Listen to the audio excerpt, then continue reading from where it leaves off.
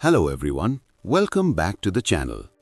आज की इस वीडियो में हम एक पॉपुलर सेल्फ इम्प्रूवमेंट बुक का डिटेल्ड समरी करने वाले हैं, जिसका नाम है द 1% रूल। ये बुक हमें सिखाती है कि कैसे डेली छोटी इंप्रूवमेंट्स लॉन्ग टर्म में बड़ी सक्सेस और लाइफ ट्रांसफॉर्मेशन क्रिएट करती हैं। तो चलिए शुरू करते हैं। Chapter 1, why small improvements matter. Book की शुरुआत इस आइडिया से होती है कि ज्यादातर लोग फेल इसलिए नहीं होते क्योंकि उनमें एबिलिटी कम होती है, बल्कि इसलिए क्योंकि वो बहुत बड़े चेंजेस एक साथ करने की कोशिश करते हैं।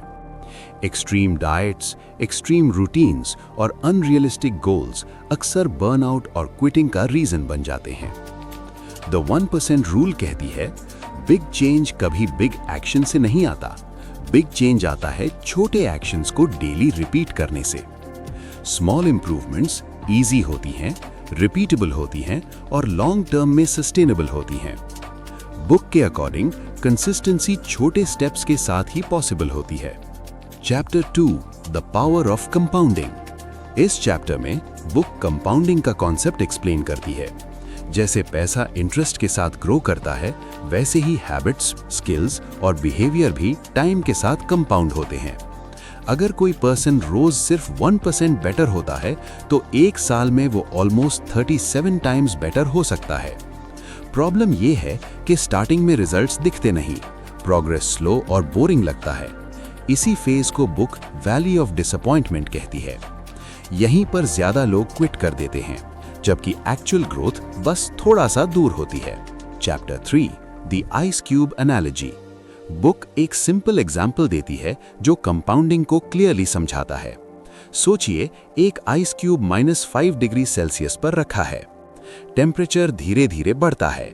-4 डिग्री सेल्सियस कोई चेंज नहीं, -3 डिग्री सेल्सियस कोई चेंज नहीं, -2 डिग्री सेल्सियस कोई चेंज नहीं, -1 डिग्री सेल्सियस कोई चेंज नहीं, 0 डिग्री सेल्सियस आइस मेल्ट हो जाती है। आइस अचानक नहीं पिघली, प्रोसेस पहले से चल रहा था, बस रिजल्ट 0 डिग्री सेल्सियस पर विजिबल हुआ। इसी तरह डेली एफर्ट्स का रिजल्ट भी पहले इनविजिबल होता है और बाद में विजिबल होता है। Chapter 4, goals versus identity. इस चैप्टर में बुक बताती है कि सिर्फ गोल सेट करना काफी नहीं होता। गोल्स टेम्पररी होते हैं, जबकि आइडेंटिटी परमानेंट होती है। एग्जाम्पल, मुझे वेट लूज करना है, एक गोल है। मैं एक हेल्दी पर्सन हूं, एक आइडेंटिटी है। बुक के अकॉर्डिंग जब हम अपनी आइडेंटिटी चेंज करते हैं तो हैबिट्स ऑटोमेटिकली उस आइडेंटिटी को सपोर्ट करने लगती हैं। इसलिए बुक रेकमेंड करती है कि फोकस गोल्स पर नहीं, आइडेंटिटी बेस्ड हैबिट्स पर होना चाहिए। Chapter 5, systems over motivation. The 1% rule clearly कहती है कि मोटिवेशन अनरिलायबल होती है। कभी मोटिवेशन होती है, कभी नहीं। इसलिए सक्सेस के लिए मोटिवेशन पर डिपेंड करना रिस्की है। बुक सिस्टम्स पर फोकस करने को कहती है। सिस्टम का मतलब है fixed routine, prepared environment, clear process. Book का की आइडिया है, आप गोल्स के लेवल तक नहीं उठते, आप सिस्टम्स के लेवल तक गिर जाते हो। स्ट्रॉन्ग सिस्टम्स वीक मोटिवेशन को भी हैंडल कर लेते हैं। Chapter 6, habits and the 1% approach. इस चैप्टर में बुक हैबिट्स की इंपॉर्टेंस एक्सप्लेन करती है।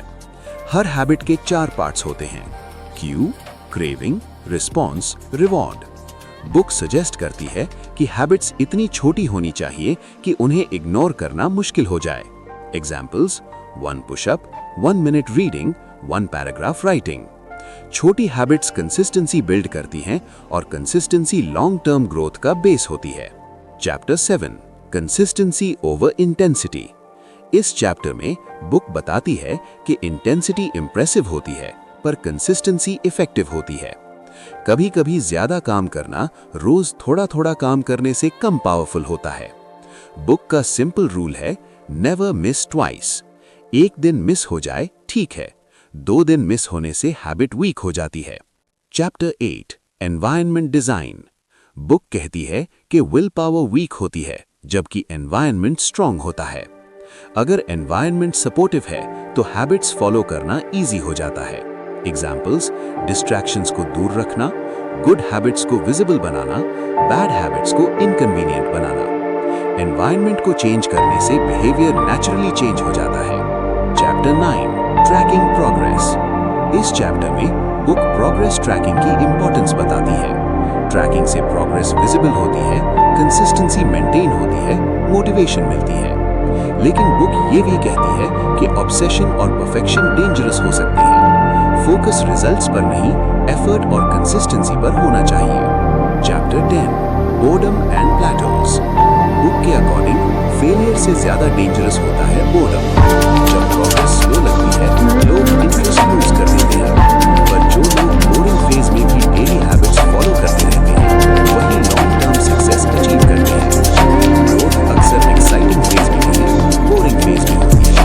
Chapter 11 failure as feedback.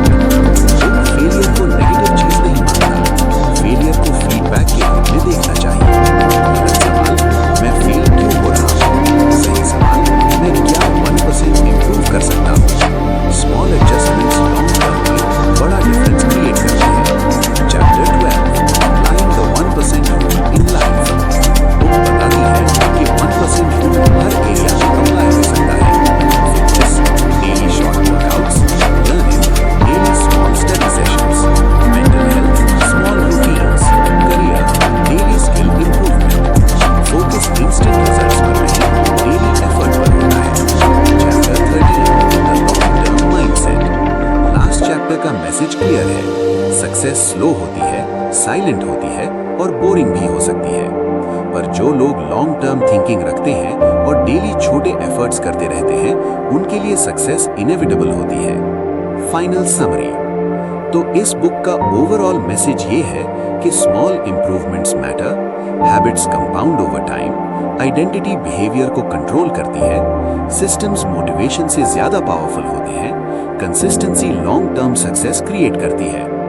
The 1% rule हमें ये सिखाती है कि लाइफ ओवरनाइट नहीं बदलती, पर डेली एफर्ट से जरूर बदल जाती है।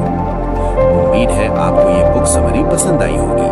अगर आपको ऐसी और बुक समरीज देखनी है तो चैनल को सब्सक्राइब करना ना भूलें। नेक्स्ट वीडियो में हम एक और इंटरेस्टिंग बुक के साथ मिलेंगे। Thanks for watching.